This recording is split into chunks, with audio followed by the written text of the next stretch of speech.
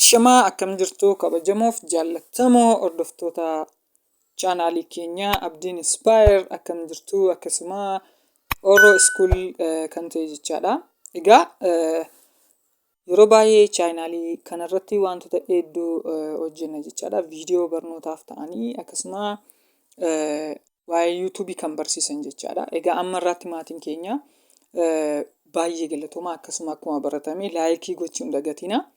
Egaa guyyaa irraa moo jechaadha wanta baay'ee sin fayyadu yuutuubii irratti akkamitti viyuu baay'ee argachuu dandeenya yoo taagii akkamii fayyadamnee viyuu baay'ee argachuu dandeenya kan jedhu isinitti agarsiisa jechaadha. Egaa akkasuma chaanaalii keenya kanarratti barnoota hedduu kaa'een jira jechaadha waa'ee yuutuubii.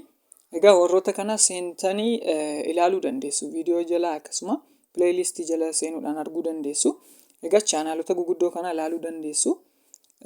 Kan isaan hojjetanii egaa viidiyoo isaan hojjetan hunda taagii akkamii fayyadamu kan jedhu YouTube Studio keessa seennee ilaalla jechaadha. YouTube Studio jechuun argitanii jirtu karaan YouTube Studio seenee chaanaalii tokkorratti YouTube Studioon bu'aa guddaa kan qabudha jechaadha. Akkas jechuun fakkeenyaaf karaa taagii itti fayyadamnu. Taagii jechuun viidiyoo erga gashinee booda karaa seennee ediitii goonee barreeffamoota garaa garaa itti daballu jechaadha.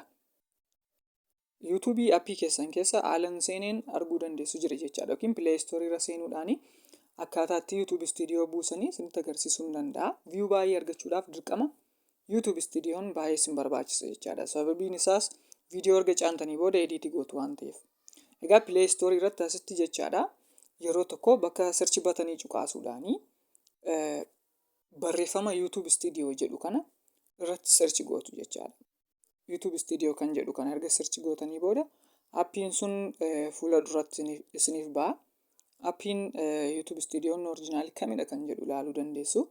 So kan kiyya amma fakkeenyaaf daawunloodii ta'ee bu'ee waan jiruuf seenee isinitti agarsiisuu qofaadha jechaadha. Akkaataa itti YouTube Studio fayyadamnu jechaadha. YouTube Studio kana erga daawunloodii goonee bu'aa maalii qaba kan jedhuuf dhuguman isinitti hima jechaadha.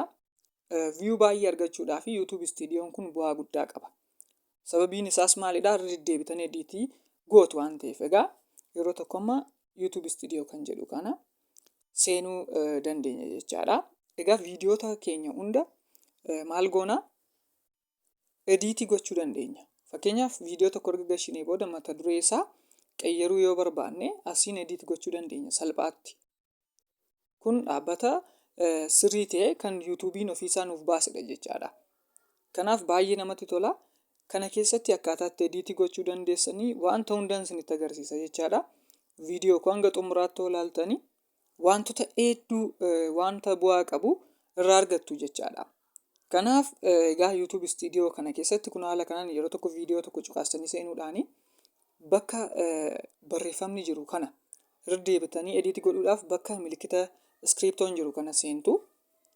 Egaa yeroo tokko wanta ediitii gochuu barbaaddan sana cuqaasuudhaanii fakkeenyaaf taambileerii qayyaruu yoo barbaaddanii taambileerii kana qayyaruu ni dandeessu haala barbaaddanii.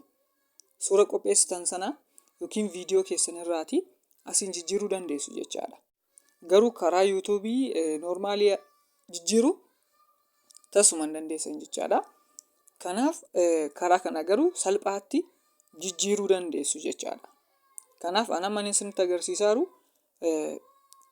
akkaataa itti jijjiiran waan ta'eef seentanii jijjiiruu dandeessu. Ani jijjiiruu wanta hin barbaanneef akkasuma immoo diskiripshinii jechuun waa'ee viidiyoo kanaa akkasuma taagii garaa garaa barreessuu dandeessu. Bakka diskiripshinii kana cuqaastaniiti maal gootu maqaa barbaaddan taagii fayyadamtan kana mallattoo maslaalee cuqaasuudhaan argaa jirtu jalqaba irratti YouTube jedheen fidaa, subscribe jedheen fidaa. Warroota kana cuqaasuudhaan viidiyoo keessan erga gashitanii booda viyuu baay'ee yoo godhachuu didee karaan tokko warroota kanadha jechaadha. Taagii akkasiin fayyadamuu dandeenya. Haala kanaan maqoota barbaaddan asirratti gashuu dandeessu. Kana booda gaafa yuutuubiin isaanii aploodii godhanii kan isaanii faana carraa mul'achuu qaba jechaadha. Namoonni yeroo isaan maqaa kanaan sirchi godhatanii kan keessan carraa mul'achuu baay'ee guddaa qaba jechaadha. Kanaaf bu'aa guddaa qaba jechaadha YouTube Studioon keessumattiyyuu jechaadha. Kun amma taaggii gashuufidha jechaadha. Taaggii viidiyoo keessan ilaallatu kana haala barbaadaniin barreessuu dandeessu jechaadha. Kanaaf yuutuubaroonni hundi jechaadha icciitii aappii kana baruu qabdu. Aappiin kun bu'aa guddaa qaba jechaadha YouTube Studioon. Irra deebitanii viidiyoo ji'a tokko ji'a lamaa booda ediitii gootanii viidiyoon keessan akka mul'atu gochuu ni dandeessu jechaadha. Kanaaf barreeffamoota barbaadan fayyadamuu dandeessu bakka kanatti jechaadha. Taaggii guutummaa isaa kan hin fayyadamu gashaan isinitti agarsiisaa jiran. Taaggiin fayyadamu kana hundallee fayyadamuu dandeessu jechaadha. Seeraan ilaaltanii taaggota kana fayyadamuu dandeessu. Kanaaf YouTube Studio bu'aa baay'ee qaba. Keessumattiyyuu taambilerii bareedaa erga hojjettanii booda jalqabatti fakkeenyaaf wanti YouTube isinii galuu dinnaan taambilerii ammasumatti hin bareedne yoo hojjettan deebitanii immoo taambilerii jijjiiruu yoo barbaaddan karaa YouTube Studio kanadha jechaadha kan isin seentan. Kanaaf kanaanillee bu'aa guddaa qaba jechaadha. Fakkeenyaaf karaa YouTube sana aappii sanaan jijjiiruu hin dandeessan kalasii jechaadha. Asiin garuu waan barbaadan keessan ediitii gochuu dandeessu. Kanaaf amma guutummaa guututti kan isinitti agarsiisaa jiru tokko karoota ittiin YouTube irratti viiyoo hedduu argattan taaggiidha kun jechaadha. Taaggii aashtaa barbaadan maqoota barbaadan duukaa chaanaalota guguddoo duukaa kan irratti seevii gootanidha jechaadha. Erga kana xumurtanii booda jechaadha barreeffamoota barbaadan irratti barreessuu dandeessu waa'ee viidiyoo keessan kanaa jechaadha. Fakkeenyaaf viidiyoo waa'ee barnootaa gadhiistan yoo ta'e, muuziqaa gadhiistan yoo ta'e, manzuumaa gadhiistan yoo ta'e, waa'ee wanta sanaa akkasuma yeroo keessa gadhiistanii lakkoofsaan kaa'uu dandeessu jechaadha. Kanaaf kun maalidhaa? Namoonni yeroo isaan muuziqaa yeroo akkas akkasii bara akkas akkasii jedhanii search godhatanii duukaa ba'a jechaadha. Kan keessan duukaa mul'achuu danda'a.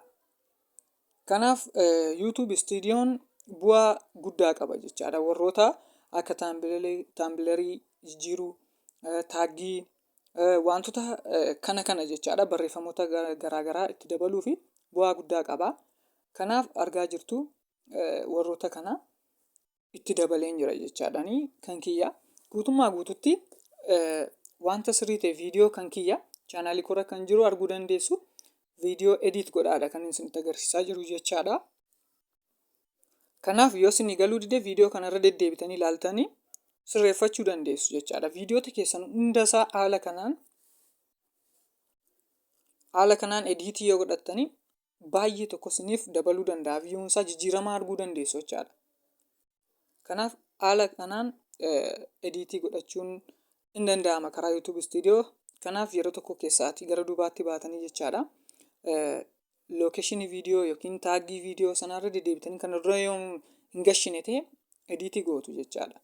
Ediitii gootanii sirreeffachuu dandeessu. Kun hundi jira. Kana booda seevii jettanii keessaa baatu jechaadha. Kanaaf viidiyoon amma kana ediitii taasisee ka'e kana karaa normaal aappii YouTube sana seenee isinitti agarsiisuu hin danda'a. Kanaaf YouTube Studioon bu'aa guddaa qaba.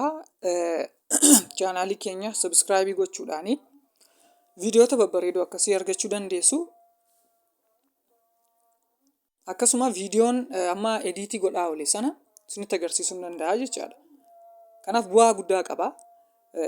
Aappii YouTube Studio kan mataasaa kana gaafa fayyadamtanii baay'ee viyuu baay'ee isinii kaasuu danda'a.